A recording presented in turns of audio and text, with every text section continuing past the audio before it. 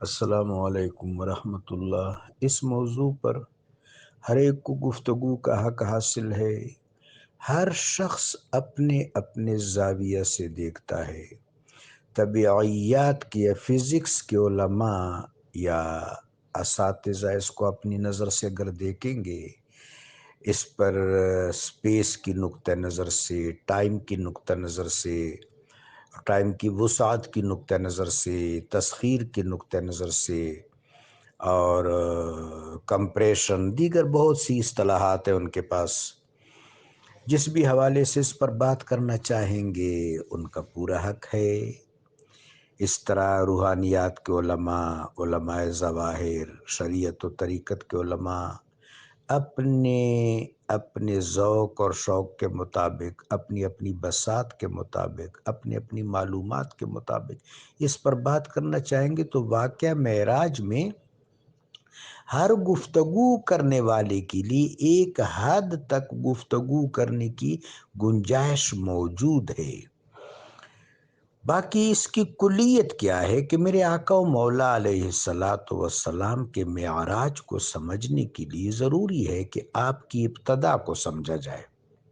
گو کہ سمجھنے کا لفظ تو خیر بے ادبی ہے، کون سمجھ سکتا ہے؟ خراج تحسین ہے، نعت ہے، مدحت ہے، ہم سمجھنے کی بات تو کر ہی نہیں سکتے۔ مدحت، وہ مدحت یہ ہے کہ اللہ تبارک و تعالیٰ نے ہاہوت سے لاہوت پر محبت کی نظر فرمائی تو عین مصطفی کو محبوب جانا، پھر عین مصطفی کے خاطر اللہ تبارک و تعالیٰ نے صفات کے اعیان ثابتہ کو اعیان خارجہ میں رونما کرنے کا ارادہ فرمایا۔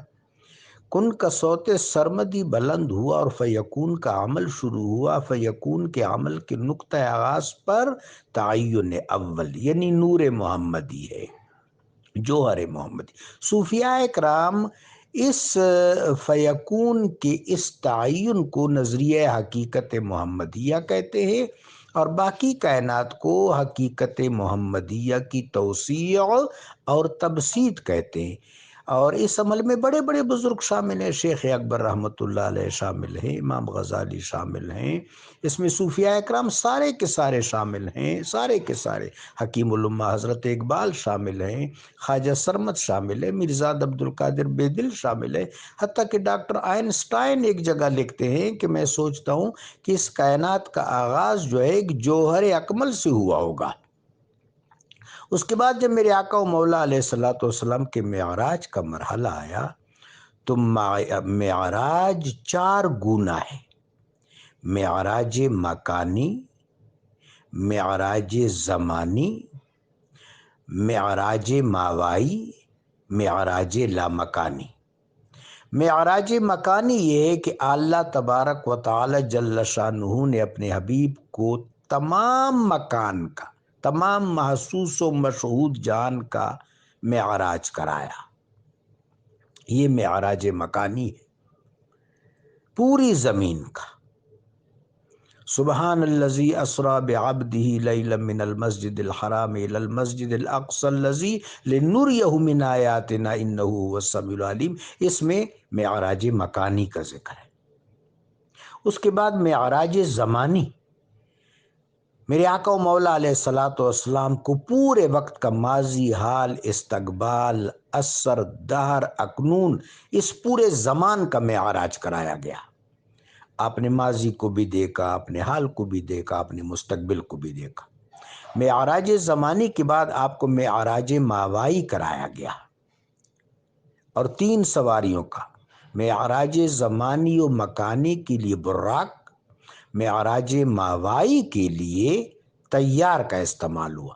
طیار میں آپ نے آسمانوں کی سیر کی، لوح محفوظ کی سیر کی، باب الالواح کی، باب الدسر کی، باب العزت کی، بیت العزت کی، بیت المعمور کی، تمام 15 آسمانوں کی آپ نے سیر کی۔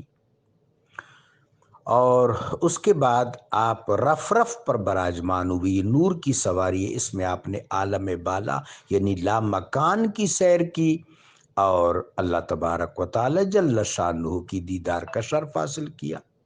کبار صحابہ سے سیدنا ابو ذر غفاری رضی اللہ تعالیٰ عنہ، سیدنا معاذ بن جبل رضی اللہ تعالیٰ عنہ، سیدنا عبداللہ بن عباس رضی اللہ تعالیٰ عنہ، سیدنا براء بن عازب رضی اللہ تعالیٰ عنہ، امیر المؤمنین سیدنا علی کرم اللہ تعالیٰ وجہ الکریم سے روایت مروی ہیں۔ 7 روایات سے بھی زیادہ ہے، بعض نے 11 لکھی کہ حضور نے بالکل فرمایا رأیت ربی رأیت نور۔ اور حکیم الامہ حضرت اقبال کی اس بیت پر اس کو ختم کرتے ہیں: سید کل صاحب ام الکتاب، پردگی ہو در ضمیرش بے حجاب، گرچہ عین ذات را بے پردہ دید، ربی زدنی از زبانی اوچکید۔ سید کل تمام فیقون کا سردار، صاحب ام الکتاب کا صاحب، پردگی ہو در ضمیرش بے حجاب، آپ کی آنکھوں کے سامنے، آپ کے قلب کے سامنے کوئی پردہ نہیں تھا۔ گرچہ عین ذات را بے پردہ دید، عین ذات رب جلیل کو بھی بغیر حجاب کے دیکھ لیا۔ رب زدنی الزبانی اوچکی، تب بھی آپ کی زبان مبارک سے برابر جاری ہے، رب زدنی علما۔ جزاکم اللہ۔